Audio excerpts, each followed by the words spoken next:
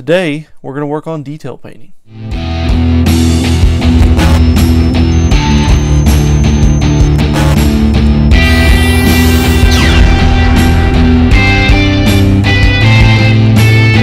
Hey guys, Tom here, and this is Not So Average Builder, and today we're going to work on detail painting. But before we get into that, I want to talk to you about a really cool person.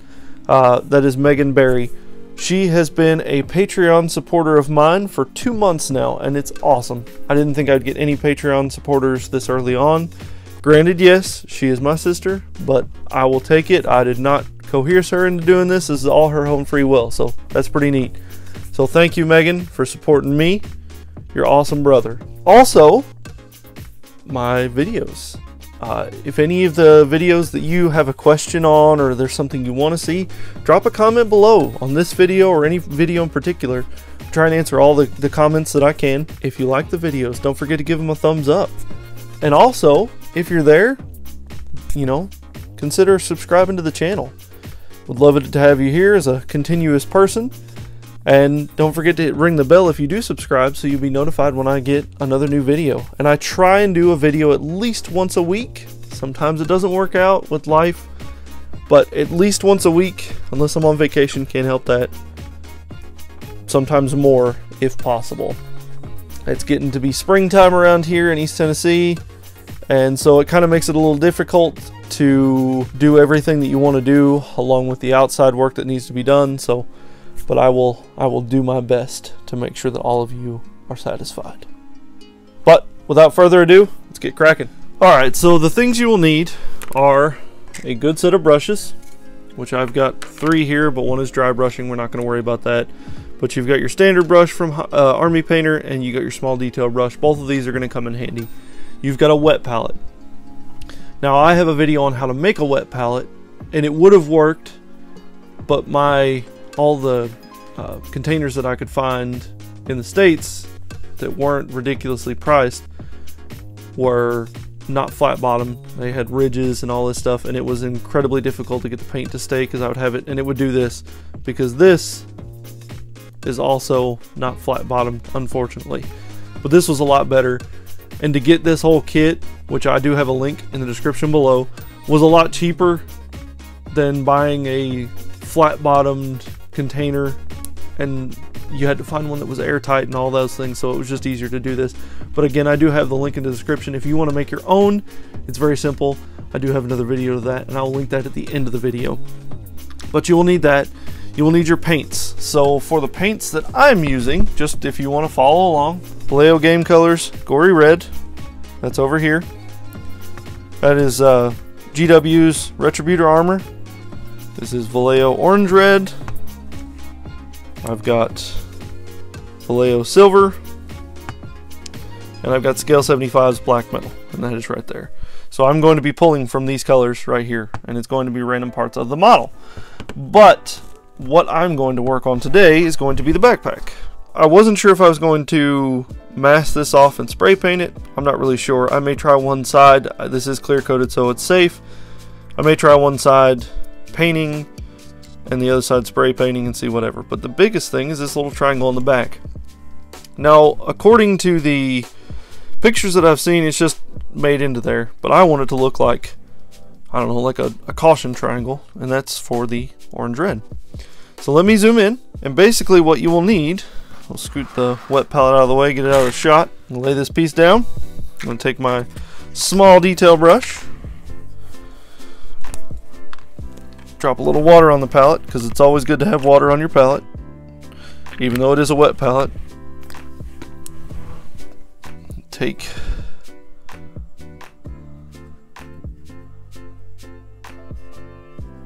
some of the water. You really want to thin your paints. You don't want it the consistency of water, but you want it pretty thin. So you just paint in your spot, and you want to do it in multiple thin coats just to make sure that you're not gonna get things where you don't want them. The brush has a hair on it.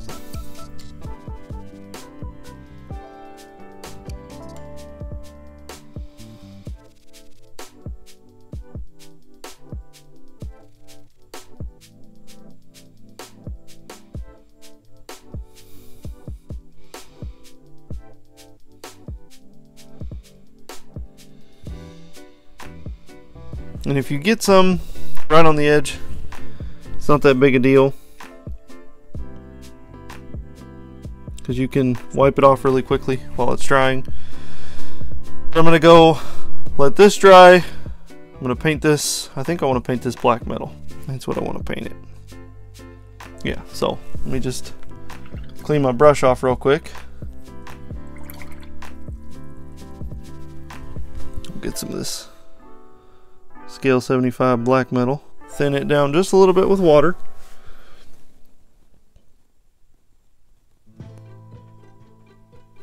I may have got it too thin. With metallics it's tricky, because if you thin them too much, then you'll end up having too much of the flake separation, and then you'll be upset.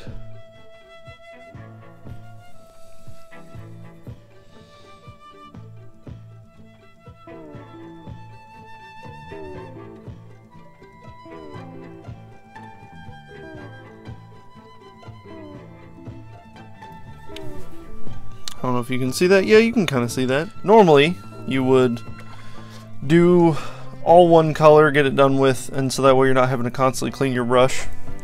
But I like to live a little dangerously. So now that this is dry, yeah, it's way too thin.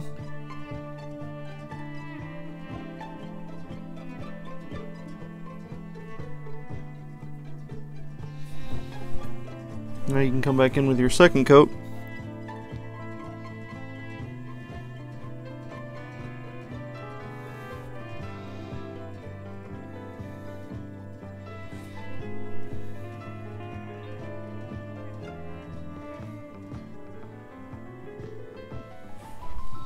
And let that dry. It was a little watery, which isn't a big deal, but I was able to stay where I needed it to. And you can see those little ridges on the inside, they've disappeared. It's just because there's an excess of paint.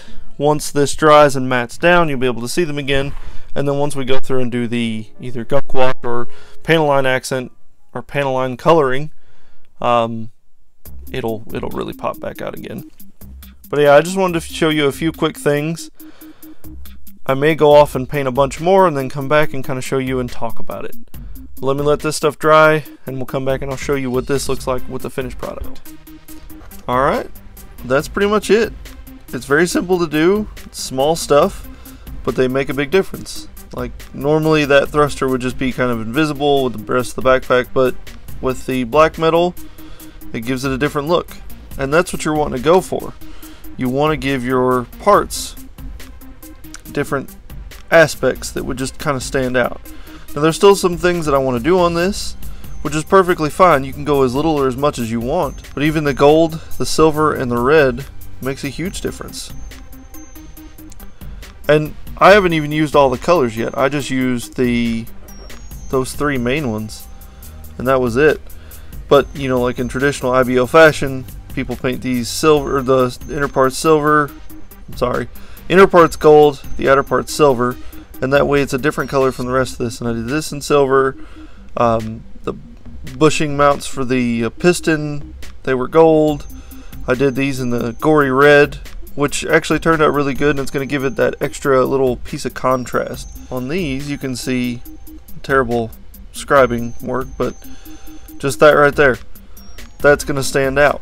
And I may want to do more panel separation with a different gray or an off-white or something along those lines, but that's going to pretty much be the premise of the whole situation, even the head.